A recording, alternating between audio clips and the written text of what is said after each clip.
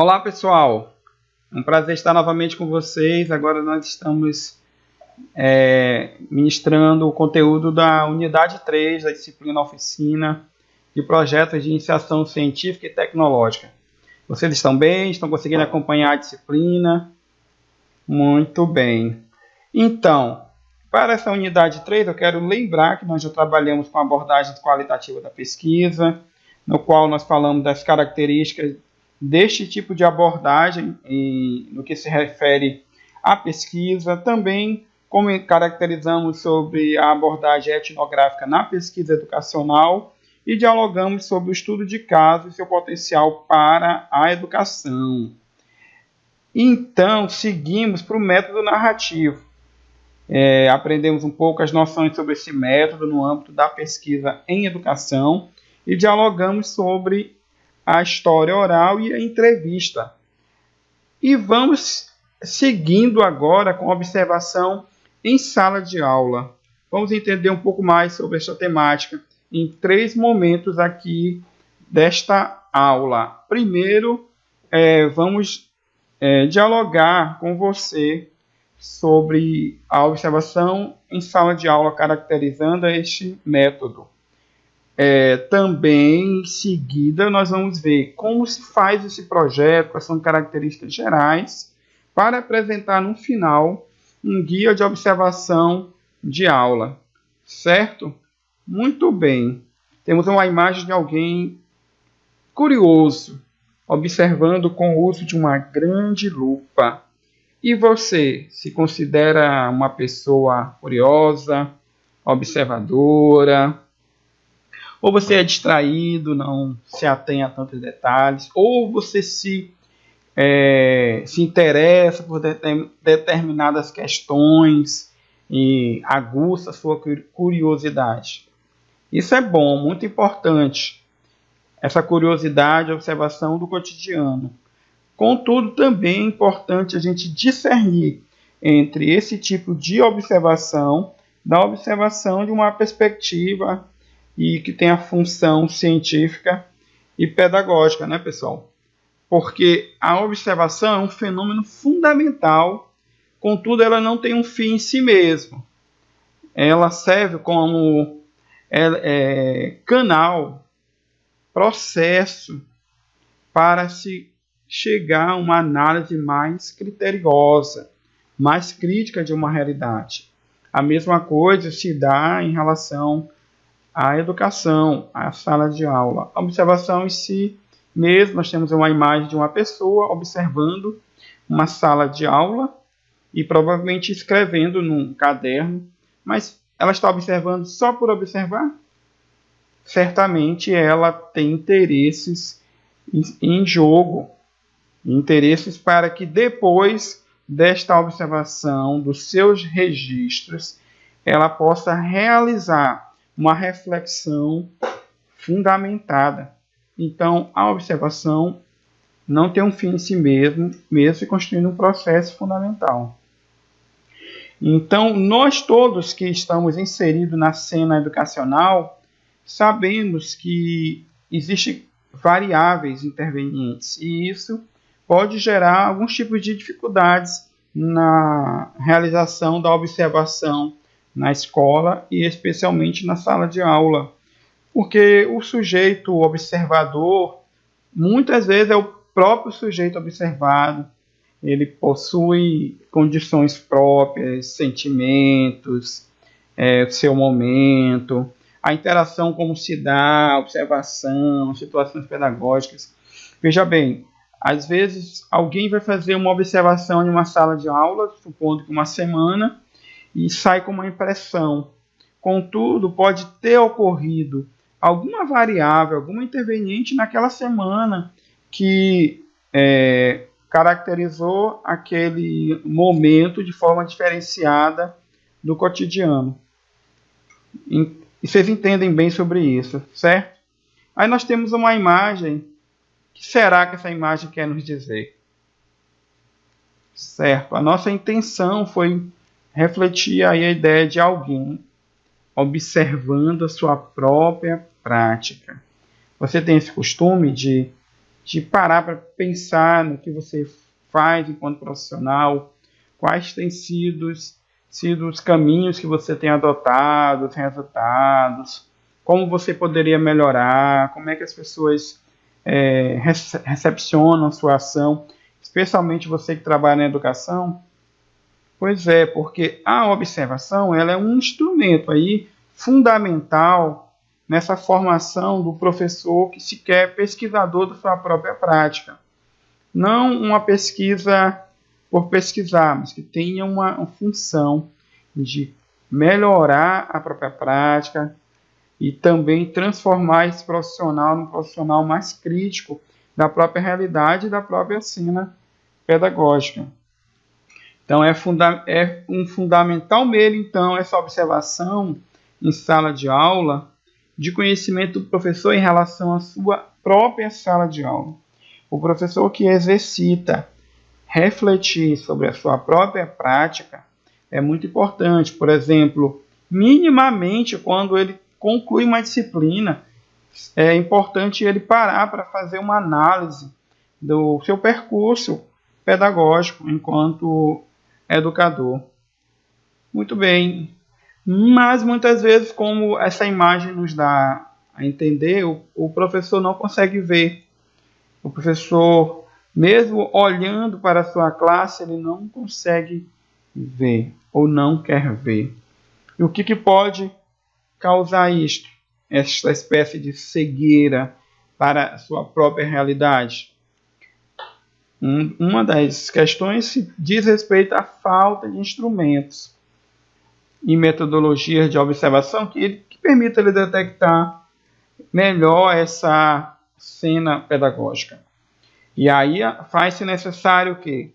Enxergar melhor, usar lentes, estabelecer critérios de observação que permita ao observador, caso aqui o docente, o profissional de educação, observar melhor, de forma mais apurada, através também de leituras teóricas e metodológicas. Muito bem, então, diante dessas considerações iniciais, é importante pensar em um projeto de observação ou em uma organização melhor para que esta observação possa realmente ter função científica e pedagógica. E assim, para a observação com interesse pedagógico e científico, é preciso inicialmente algumas coisas. Nós estabelecemos aqui um tripé. Primeiro, é importante ter uma intencionalidade clara do que você quer observar, por que você quer observar, saber realmente qual a função daquela observação em determinado processo de investigação, em determinado processo também de formação, e decorrente disto, realizar um planejamento sobre como você vai desenvolver esta observação, por exemplo, estabelecendo quais os sujeitos que serão observados, quais os meios de registro, de gravação desse momento, desde que você tenha uma conexão clara com o referencial teórico, metodológico. Em nossa disciplina, nós vamos fazer um exercício de aproximação, de observação de sala de aula, para que vocês comecem a exercitar melhor isto. Então, para a caracterização das situações pedagógicas, e no sentido de organizar um projeto, é preciso delimitação do campo de observação. Que aí é quando você escolhe, faz as escolhas sobre o que você vai observar, quais são as situações, os comportamentos, as atividades, entre outras questões daquela cena pedagógica. Você também, nesse projeto de observação, define as unidades de observação, estabelece, então, uma classe, turma, pode ser horário de recreio, professor. Muito bem. E, por fim, realiza estabelecimento das sequências comportamentais, que é estabelecendo a escolha de um contínuo de comportamentos ou repertório comportamentais relacionado ao objeto de conhecimento que você investiga, que, por exemplo, você poderia estar investigando, querendo observar como se dá a inclusão de um aluno com deficiência, determinada deficiência, em uma aula de matemática, uma aula de português. Então, que sequências comportamentais vão lhe dando esse direcionamento. Então, essas são as condições mínimas para se realizar um projeto de observação. E, a partir daí, nós vamos apresentar um guia de observação de aula. Lembrando inicialmente que esta observação ela pode ser participante ou não participante.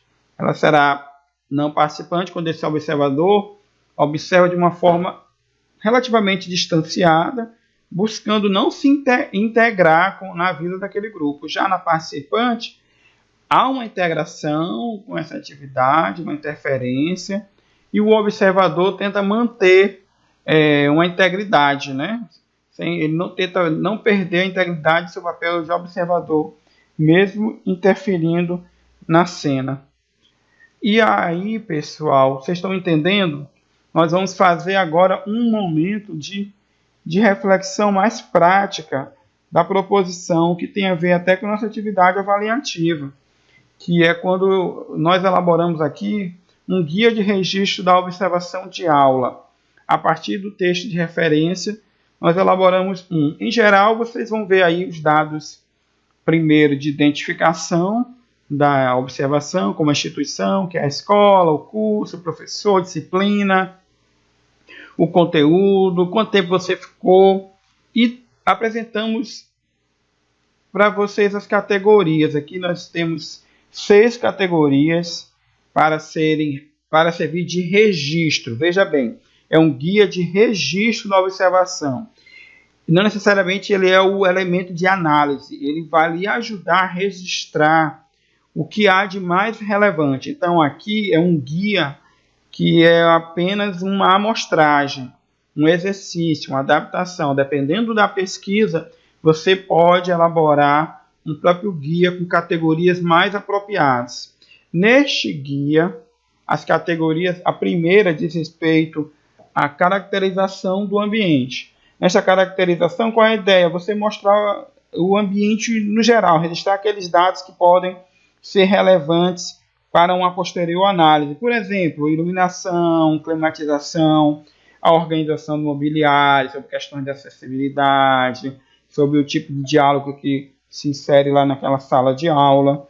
O segundo categoria é os aspectos gerais, que nós estamos chamando, da metodologia e das ações pedagógicas, são mais amplas. Ali você vai registrar de forma genérica a questão da postura metodológica do professor e das ações que ele realiza a nível de diálogo, se é uma postura mais dialógica, se é uma postura mais monótona, se o professor utiliza muito o quadro, se ele tem uma postura de maior interação com os demais alunos. Na terceira categoria, você já registra a sequência de atividades realizadas na aula. Por exemplo, o professor inicia a aula já trazendo um conceito, ou ele inicia a aula registrando no quadro. Você precisa anotar isso, depois a memória pode não recuperar a informação. Ele registrou no quadro,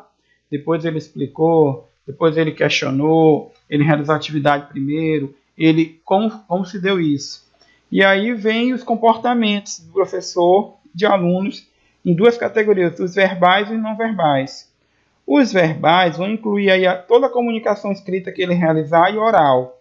Se ele escreveu no quadro, se ele usou algum outro material de slide que tem informação escrita. Se ele realizou também a comunicação oral, questionamento, diálogos, você registra. No comportamento não verbal, você já vai registrar os gestos que dão sentido àquela expressão que o professor está ensinando, uma postura, um tipo de expressão corporal, se ele fica o tempo todo, por exemplo, parado, se ele se desloca na fala, se ele dá uma entonação sonora, se ele usa expressões faciais. Por fim, são as observações outras que você julgar relevantes, naquela cena. Então você vai lá e registra que não esteja caracterizado.